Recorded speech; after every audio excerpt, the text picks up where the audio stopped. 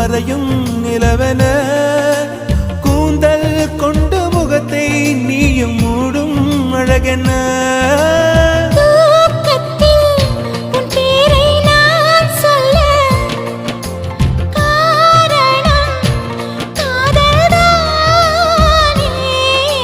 பிரம்மன் கூட ஒரு கண்ணதாசன் தான் உன்னை படைத்ததாலே